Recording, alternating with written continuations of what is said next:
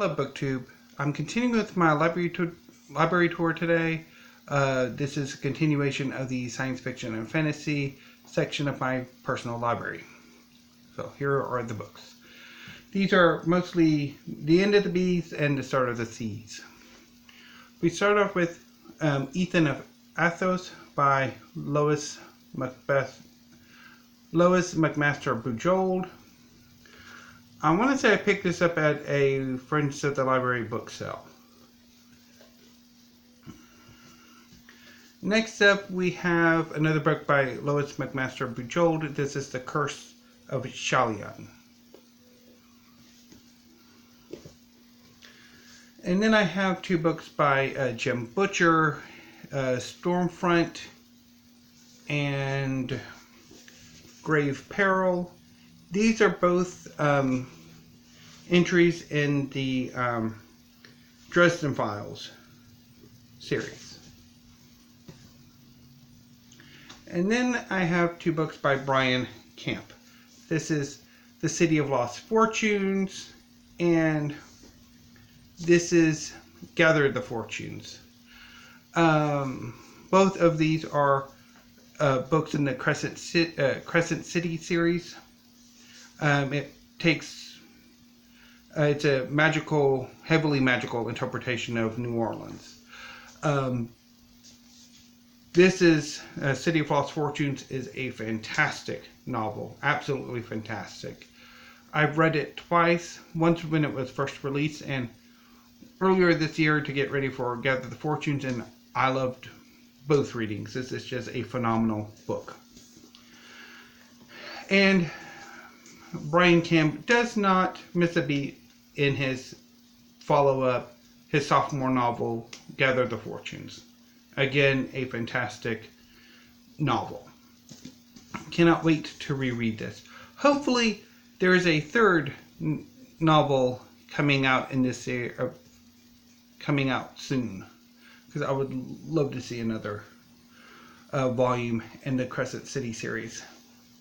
Next, we have Conan the Savage by Lynn Carter. So, if you watch Steve Donahue's channel, he will sometimes talk about the history of Conan. So, Robert E. Howard created Conan and wrote the first batch of stories featuring the Cimmerian in the 30s. And I think about 20 years later, Lynn Carter and Elsbrach de Camp somehow, I guess, got permission from the executors of Howard's estate to re-edit and publish the stories again, although Carter and de Camp did heavily edit some of the stories, or most of the stories, and then wrote their own pastiche fiction featuring Conan. And I want to say there was a few other writers around that period.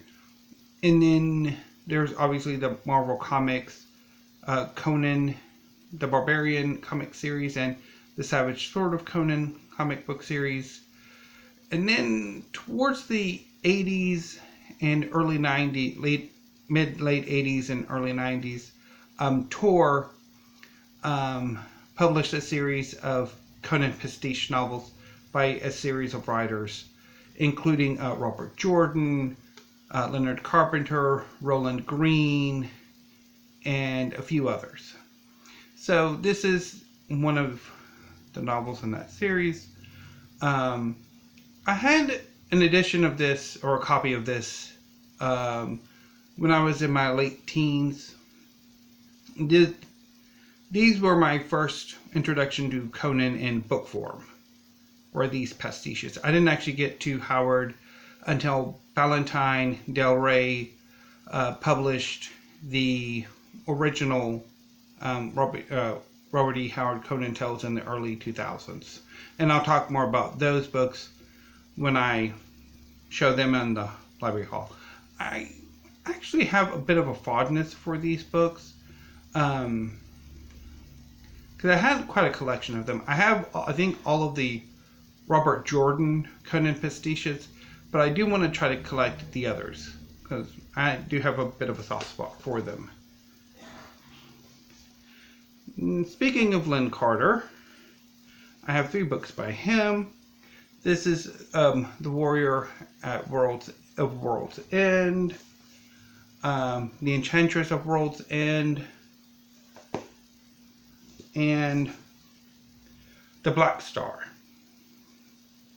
I want to say most of these I picked up either from the Friends of the Library Book Sale Book Nook or Alcove, or from Golden's Book Exchange. And next we have Almost Infamous by Matt Carter. This is a superhero novel. It features a young man named Aiden Salt who, rather than becoming a superhero, he becomes a supervillain. And it's about him and a group of other young supervillains who eventually blur the lines between what exactly is a hero and what exactly is a villain. It's an interesting novel. I did have some issues with it. I probably should reread it here in the near future to really solidify what I think about it. Do wish there were a new, another, I think there's a kind of sort of sequel, but it's not exactly, it's more of like a standalone sequel. Next we have The Vor by B. Caitling. This is a used library book from the Carnegie Library of Pittsburgh. So I picked this up on the recommendation of Steve Donahue. I didn't care for it that much, but again, I do need to reread it and have another go at it, and maybe look to get the rest of the series. And then we have Breath of Earth by Beth Cato.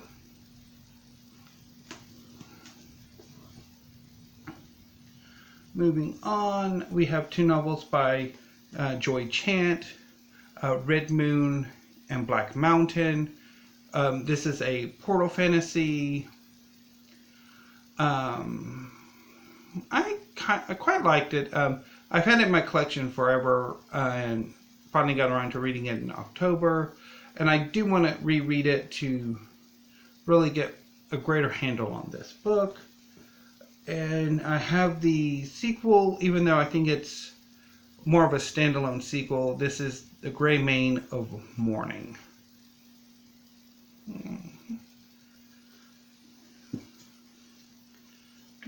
Finding a spot to put these.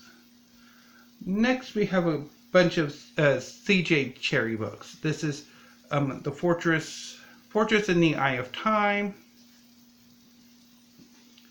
the Faded Sun trilogy,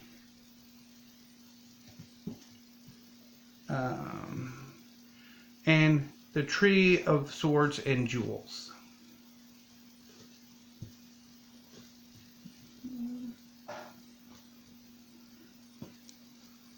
And next we have 2 books by Deborah Chester. This is The Queen's Gambit and The Pearls. And I want to say I talked about them a few times when I did my one of my earliest videos, or these might have been in my practice videos. Deborah Chester also wrote the fantasy fiction formula. So anyway, next we round this out with Cassandra Clare's City of Bones, and love this cover, and City of Ashes, the first 2 books in the Mortal Instruments series, or yeah. Oh yeah, okay, yeah, it's Mortal Instruments, and then I think it probably will get renamed, if it hasn't already, to Shadowhunters, because of the Freeform TV series. And I also have Jonathan Strange and Mr. Norrell by Susanna Clarke. I've got to get to this book. And Ready Player One in the crappy movie cover edition, which, given the state of this book, whoever had this before me royally beat it up. I want to say I've got this and Jonathan Strange and Mr. Norrell at the mini Friends at the Library book sale.